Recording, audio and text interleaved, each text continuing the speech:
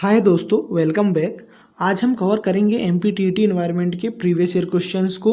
यह हमारा previous year questions का दूसरा पार्ट है। इससे पहले हमने पार्ट 1 बनाया है, तो यदि आपने वो नहीं देखा है तो कृपया उसे देख लें। तो चलिए शुरू करते हैं आज का वीडियो। हमारा पहला प्रश्न है, किसी जगह के फ्लोरा तथा फना सूचित करते हैं। तो यह प्रश्न आया था हमारे यूपी टीईटी एग्ज़ाम 2011 में और यूके यानी कि उत्तराखंड टीईटी एग्ज़ाम 2011 में।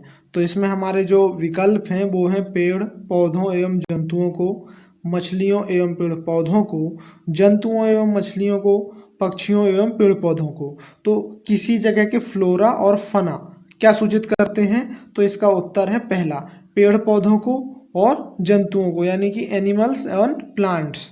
अब देखिए हमारा दूसरा प्रश्न जो है वो है, पेड़ पौधे प्रदूषण को घटाते हैं क्योंकि वे अवशोषण करते हैं। यह प्रश्न जो था ये आया था यूके टीईटी उत्तराखंड टीईटी 2011 में, जिसमें हमारे विकल्प हैं सल्फर डाइऑक्साइड, कार्बन डाइऑक्साइड और कार्बन मोनोऑक्साइड और नाइट्रोजन। तो इनमें से हमारा जो सही विकल्प है वो है CO2। तो आपको पता होगा कि जब पेड़ पौधे जो होते हैं अपना भोजन बनाते हैं यानी प्रकाश संश्लेषण की क्रिया करते हैं, तो वे CO2 को ग्रहण करते हैं और ऑक्सीजन को छोड़ते हैं। तो इस प्रकार मतलब कि वे प्रदूषण को घटाते हैं। चलिए हम अगले प्रश्न की ओर बढ़ते हैं। तो हमारा अगला प्रश्न है, निम्न में से कौन सा कथन सही है? निम्न में से कौन सा कथन सही है? यह प्रश्न आया था RTET यानी कि राजस्थान टीईटी 2012 में। तो पहला विकल्प है, एकल परिवार में दहेज प्रथा सामान्य बात है, एकल परिवार में बाल श्रम सामान्य बात है और दहेज तथा बाल श्रम सामाजिक बुराइयां हैं। और डी नंबर पर है, दहेज तथा बाल श्रम शहरों की सामान्य बातें हैं। तो इनमें से हमें कौन सा हमें सही विकल्प चुनना है? तो देखिए, एकल परिवार में दहेज प्रथा सामान्य बात है, ये गलत है। एकल परिवार में बाल श्रम सामान्य बात है, ये भी गलत है। और दहेज तथा बाल श्रम सामाजिक बुराइयां हैं, ये सही है। और दहेज तथा बाल श्रम शहरों में सामान्य बात है, ये भी गलत है। तो यहाँ पर सी नंबर सही है। अब देखिए क्वेश्चन नंबर चौथा क्या है कि निम्नलिखित में से कौन सा सुमेलित है? यह किस में आया था? राजस्थान की परीक्षा में 2018 में आया था, जिसमें हमारे पास 4 विकल्प दिए हुए हैं। बॉम्बे नेचुरल हिस्ट्री सोसाइटी, इसके सामने लिखा है नई दिल्ली। भारतीय वनस्पति सर्वेक्षण, इसके सामने कोलकाता लिखा है। और भारतीय वन्य जीव संस्था कोयम्बटूर। और डी नंबर पर है राष्ट्रीय वनस्पति अनुसंधान केंद्र जोधपुर। तो इनमें से हमें यह मिलाना है कि इनमें से कौन सा सही सुमेलित है। तो बी नंबर सही सुमेलित है, भारतीय वनस्पति सर्वेक्षण कोलकाता में है। पांचवा प्रश्न है हमारा, निम्नलिखित में से कौन सा नवीनीकृत ऊर्जा स्रोत नहीं है? ये आया था RTET 2018 में। तो हमारे विकल्प हैं, ए में है जीवाश्म ईंधन, बी में जल विद्युत, सी में पवन ऊर्जा और डी में सौर ऊर्जा। तो हमें यह बताना है कि इनमें से कौन सा स्रोत है जो नवीकरणीय नहीं है। तो इनमें से जीवाश्म ईंधन जो है नवीकरणीय स्रोत नहीं है। देखिए यहाँ पर ये दोनों प्रकार के सोर्सेस दिए हुए हैं, नवीनीकृत और गैर नवीनीकृत। तो इनमें से देख लीजिए आप, जीवाश्म ईंधन किस में है? तो देखिए जीवाश्म ईंधन में क्या कहा आता है? तो जीवाश्म ईंधन में आता है कोयला और पेट्रोलियम। तो देखिए कोयला और पेट्रोलियम, नेचुरल गैस वगैरह किस में है? नॉन रिन्यूएबल में। और रिन्यूएबल में क्या क्या है? जल विद्युत, तो हाइड्रल पावर हो गई, पवन ऊर्जा, विंड एनर्जी हो गई और सौर ऊर्जा, ये हो गया।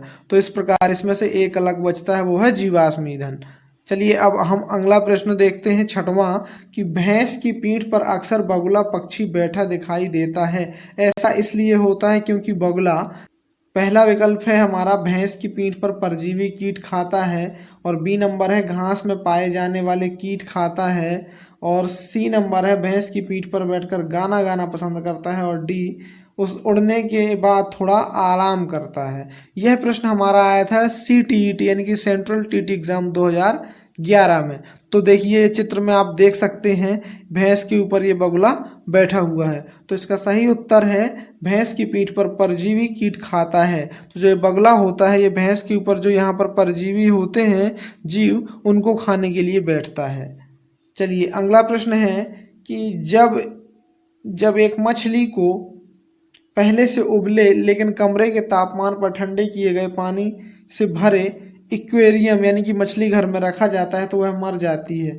ऐसा इसलिए होता है क्योंकि मछली घर का पानी, तो यह प्रश्न आया था CTET 2012 में, जिसके विकल्प हैं ए है मछली के तैरने योग्य नहीं होता, बी ऑक्सीजन रहित होता है यानी ऑक्सीजन नहीं होती है, सी मछली द्वारा पीने के योग्य नहीं होता है और डी खनिज रहित होता है। तो इसका सही उत्तर है खनिज रहित, क्योंकि इसमें खनिज नहीं होते हैं जिस कारण से मछली मर जाती है। अगला प्रश्न है नीचे दिए गए वेन आरेख का अध्ययन कीजिए। तो यह वेन आरेख वाला प्रश्न आया था CTET 2012 में, जिसमें देख सकते हैं आप ये 3 गोले बने हुए हैं, जिनमें से एक में लिखा है जमीन पर रहने वाले जंतु, तो इसमें लिखा हुआ है पानी पर रहने वाले जंतु, और नीचे वाले में लिखा हुआ है अंडे देने वाले जंतु। तो हमें यह बताना है निम्नलिखित में से कौन सा जीव X है। तो हमें यह बताना है कि जो ये X वाला स्थान है इसमें कौन सा जीव आएगा। तो चलिए देखते हैं विकल्प हमारे। तो पहला विकल्प है मगरमच्छ, दूसरा है ईल, तीसरा शार्क और डी नंबर पे है मछली।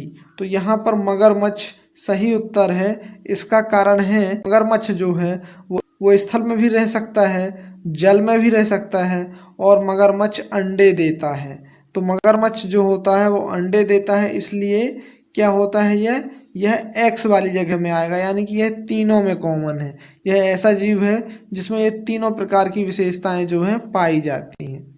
अब अगला प्रश्न है हमारा कि निम्नलिखित में से जीवन प्रक्रियाओं का कौन सा युग्म पेड़ पौधों और जीव जंतुओं दोनों में मिलता है। तो हमें यह बताना है कि ऐसी कौन सी जीवन की प्रक्रिया है जो पेड़ पौधों और जीव जंतुओं दोनों में पाई जाती है। तो ऑप्शन है हमारे पास ए है वृद्धि तथा भोजन बनाना, बी प्रजनन तथा भोजन बनाना है, सी प्रजनन तथा अंकुरण और डी वृद्धि तथा प्रजनन। तो देखिए वृद्धि तथा भोजन, तो इसमें से वृद्धि तो दोनों करते हैं पेड़ पौधे और जीव जंतु, लेकिन भोजन सिर्फ पौधे बनाते हैं। प्रजनन और भोजन बनाना, तो प्रजनन तो दोनों करते हैं लेकिन भोजन सिर्फ पौधे बनाते हैं, क्योंकि जो जंतु होते हैं वो अप्रत्यक्ष रूप से भोजन बनाते हैं, जबकि जो पौधे होते हैं वो प्रकाश संश्लेषण की क्रिया द्वारा प्रत्यक्ष रूप से भोजन बनाते हैं। तीसरा है प्रजनन और अंकुरण, तो प्रजनन तो दोनों में होता है लेकिन अंकुरण सिर्फ पौधों में होता है, जीव जंतुओं में नहीं होता है। अब चौथा बचता है वृद्धि और प्रजनन। तो देखिए वृद्धि दोनों में होती है और प्रजनन दोनों में होता है। अगला प्रश्न है हमारा कि रात में जागने वाले जंतु हर चीज को, जिसमें पहला विकल्प है केवल लाल रंग में देख सकते हैं, बी नंबर पे है हर रंग में देख सकते हैं, सी में केवल काले और सफ़ेद रंग में देख सकते हैं, और डी नंबर पर है केवल हरे रंग पर देख सकते हैं। तो ये जो प्रश्न आया था ये आया था सेंट्रल TET एग्ज़ाम 2012 और 13 में, और इसका सही उत्तर है केवल काले और सफ़ेद रंग में देख सकते हैं। तो देखिए जो रात को जागने वाले पक्षी होते हैं या रात को देख सकते हैं वो होता है उल्लू और चमगादड़। तो ये इनको क्या होता है कि रात में केवल सफ़ेद और काले रंग में ही दिखाई देता है। दोस्तों यदि आपको यह वीडियो पसंद आए तो इसे लाइक शेयर ज़रूर करें और वीडियो को अंत तक देखें, और हमारे चैनल को MP स्टडी सर्किल को सब्सक्राइब जरूर करें। तो दोस्तों अगला हमारा 11वां प्रश्न है हाथियों के झुंड के बारे में सही कथन बताइए। तो यह प्रश्न आया था CTET 2013 में, सेंट्रल TET एग्ज़ाम 2013 में आया था, जिसमें हमारे पास 4 ऑब्जेक्टिव दिए गए हैं। हाथियों के झुंड में केवल हथनियाँ और 14 से 15 वर्ष के बच्चे ही रहते हैं। दूसरा है हाथियों के एक झुंड में किसी एक ही परिवार के सदस्य होते हैं। तीसरा है झुंड की सबसे बुजुर्ग हथनी ही पूरे झुंड का नेता होती है। एक झुंड में हथनियों और बच्चों की संख्या कितनी भी हो सकती है। तो इसमें हमारे पास जो विकल्प हैं जो हमें चुनना है वो है तीसरा और चौथा, पहला और दूसरा, पहला और तीसरा, और दूसरा और चौथा। तो इसमें से सही है तीसरा नंबर, तीसरा वाला, यानी कि पहला और तीसरा। तो पहला और तीसरा यानी कि इनमें से ये और ये वाला सही है। हाथियों के झुंड में केवल हथनियाँ और 14-15 वर्ष के बच्चे ही रहते हैं, और तीसरा झुंड की सबसे बुजुर्ग हथनी ही झुंड का नेता होती है या नेतृत्व करती है। अब देखिए हमारा अगला प्रश्न जो है वो है 12वां, पंखुड़ियों के अंदर फूल के बीच में कुछ पतली पाउडर जैसी संरचना दिखाई देती है जिसे कहते हैं। तो यह प्रश्न आया था CTET 2013 में। तो हमारे विकल्प हैं, ए नंबर पे है वर्तिकाग्र, बी पे है पराग कोश, सी पर पराग और चौथा डी नंबर पे है मूलांकुर। तो यहाँ पर जो सही विकल्प है वो है पराग। आप इस चित्र पे देखिए कि जो ये बीच वाला हिस्सा है ये हरे रंग पीले रंग का, इसे बोलते हैं पराग। और देखिए इसके ऊपर एक कीड़ा बैठा हुआ है जो इससे रस निकाल रहा है।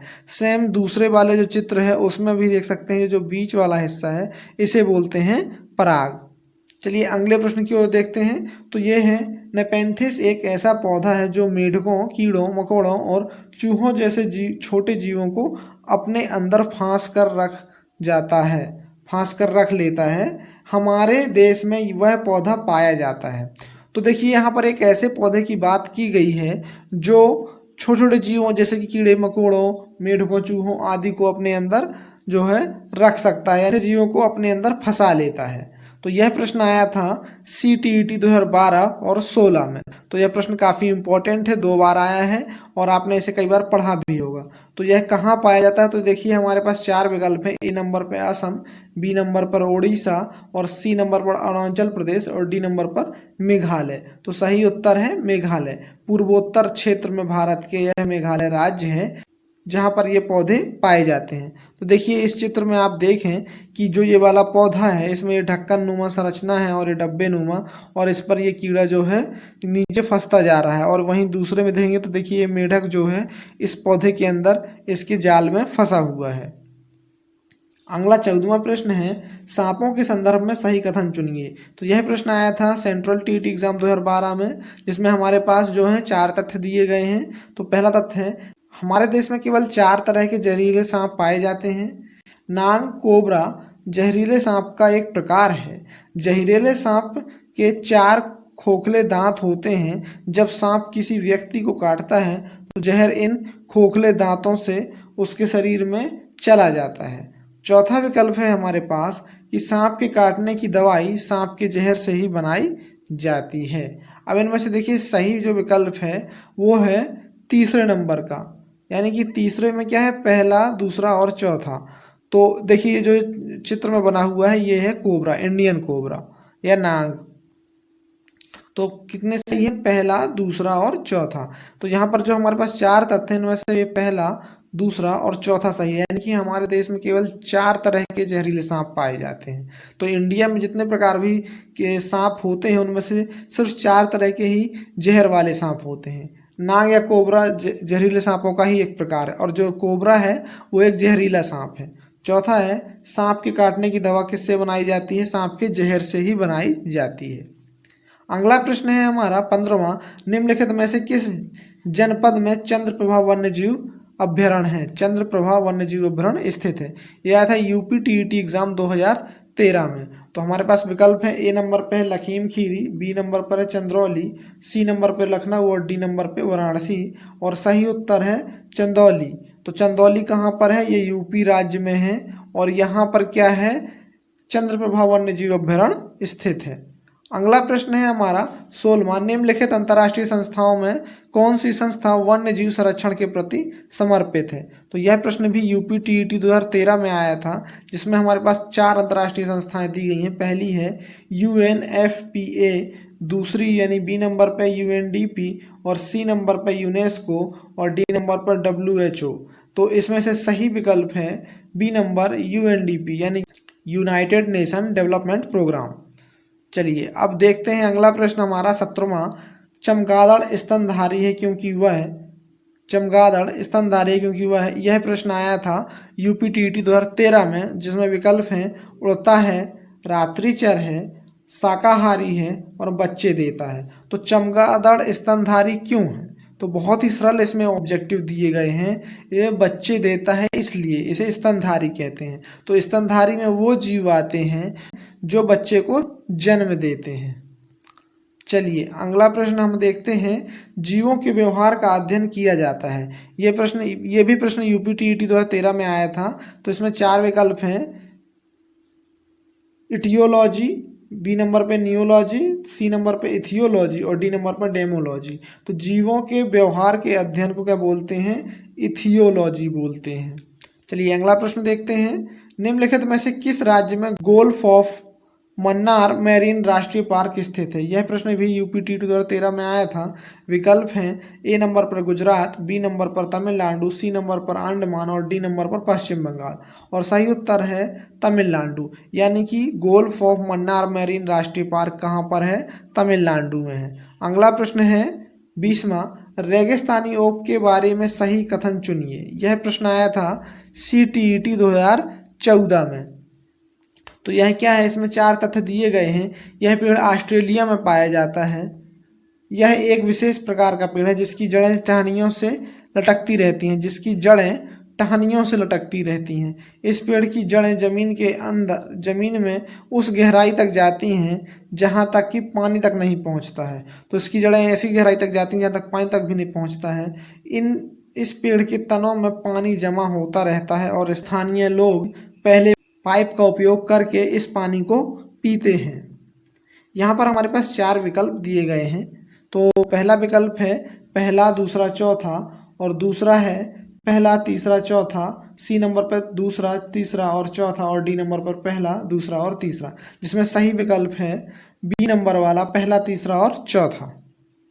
तो पहला, तीसरा और चौथा, यानी कि पहला, तीसरा और चौथा, यह पेड़ केवल ऑस्ट्रेलिया में पाए जाते हैं। तो जो ये रेगिस्तानी ओक है ये कहाँ पाया जाता है? ऑस्ट्रेलिया में पाया जाता है। इस पेड़ की जड़ें जो होती हैं इतनी गहराई तक जाती हैं कि वहाँ तक पानी भी नहीं पहुँच पाता है।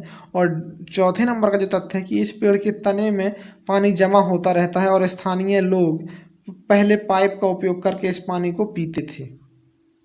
तो देखिए ये है ओक का पेड़। तो इस प्रकार का होता है। इसकी जड़ें क्या होता है कि इतनी नीचे तक चली जाती हैं कि वहाँ तक पानी भी नहीं पहुँच पाता है। अगला प्रश्न है, कोई पक्षी पेड़ की ऊंची डाल पर अपना घोंसला बनाता है, यह पक्षी हो सकता है? तो ये प्रश्न आया था CTET 2014 में। ऑब्जेक्टिव है ए नंबर पर शकरखोरा, बी नंबर पर कलचिड़ी, सी नंबर पर कावा और डी नंबर पर फाख्ता। तो यहाँ पर सही विकल्प है सी नंबर का कावा। तो आप ये देख सकते हैं कावा जो है बहुत ही ऊंचाई पर अपना घोंसला बनाता है। अगला प्रश्न, निम्नलिखित में से सत्य कथन चुनिए। ये आया था CTET 2014 और 15 में। तो यहाँ पर हमारे तथ्य जो दिए गए हैं इस प्रश्न में, हाथी गंदे पानी में खेलना पसंद करता है क्योंकि इससे उसे ठंडक मिलती है। अधिकांश हाथी दिन में लगभग 10 घंटे आराम करते हैं, जिसमें सोना और उनका आराम करना होता है। 3 महीने के हाथी के बच्चे का वजन लगभग 200 किलोग्राम होता है। और चौथा है, अधिकांश बड़े हाथी एक दिन में लगभग 100 किलोग्राम पत्तियां या झाड़ियां खा जाते हैं। इसमें से सही उत्तर है सी नंबर का, पहला, तीसरा और चौथा। तो पहला, तीसरा और चौथा, यानी कि हाथी गंदे पानी में खेलना पसंद करते हैं क्योंकि इससे उन्हें ठंडक मिलती है। तीसरा, 3 महीने के हाथी के बच्चे का वजन 200 किलोग्राम होता है। और चौथा, अधिकांश बड़े हाथी एक दिन में लगभग 100 किलो झाड़ियाँ खा जाते हैं, पत्तियाँ। अगला प्रश्न है, वन अधिकार अधिनियम 2006 का मूल उद्देश्य है। यह प्रश्न आया था HTET 2014 में। तो जो वन अधिकार संरक्षण अधिनियम है वो 2006 में आया था और इसके क्या उद्देश्य थे? तो इसके उद्देश्यों की बात करें तो हमारे पास 4 विकल्प दिए गए हैं। वनों का वर्गीकरण करना, वनों का वन मंत्रालय के नियंत्रण को बढ़ाना, वनों पर वन मंत्रालय के नियंत्रण को बढ़ाना। तीसरा है सी नंबर पर, राज्यों को अपने भूभाग में आ रहे अभ्यारण्यों पर अधिक स्वायत्तता देना। और डी नंबर, पारंपरिक रूप से वनों में रहने वाले समुदाय के अधिकारों को मान्यता देना। तो यहाँ पर डी नंबर सही है। जो वन अधिकार अधिनियम है, वन अधिकार वो वहाँ पर रहने वाले, उस क्षेत्र पर रहने वाले समुदायों को अधिकारों को मान्यता देने के लिए लाया गया था। अगला प्रश्न है 24वां, मनुष्य के हृदय में कक्ष होते हैं। तो मनुष्य के हृदय में कितने कक्ष होते हैं? यह प्रश्न आया था HTET 2014 में। यहाँ पर विकल्प हैं, ए नंबर पर है 1, बी नंबर पर 2 और सी नंबर पर 3, डी नंबर पर 4। तो यहाँ पर सही है 4, यानी कि हमारे हृदय में 4 कक्ष होते हैं। ये बने हुए हैं 4 कक्ष। 25वां प्रश्न है, प्रक्रिया जिसके द्वारा पौधे प्रजनन करते हैं कहलाता है। यह प्रश्न आया था HTET 2014 में। तो विकल्प है हमारे पास प्रकाश संश्लेषण, वाष्पीकरण, संघनन और परागकण। तो सही विकल्प है परागकण। परागकण के द्वारा जो है पौधे प्रजनन करते हैं। एक्सरसाइज की प्रश्न है आपके लिए, आप इनके उत्तर हमें कमेंट करके बताएं। वन्य प्राणी सप्ताह प्रतिवर्ष मनाया जाता है, यह प्रश्न यूके टीटी 2013 में पूछा गया था। और प्याज, आलू, अदरक है, यह भी यूके टीटी 2016 में पूछा गया था। जड़ तना, अपस्थानिक जड़ें और सल्क पत्र। फ्रेंड्स, हमने एमपीटीईटी के मैथ और एनवायरनमेंट पर भी वीडियो लेसन बनाए हैं, तो यदि आपने नहीं देखे हैं तो कृपया उन्हें देख लें। दोस्तों, ऐसे ही इम्पोर्टेंट वीडियोस के लिए हमारे चैनल को सब्सक्राइब करें, और यदि आपके कोई सजेशंस या कोई डाउट है तो हमें कमेंट करके ज़रूर बताएं। Thank you.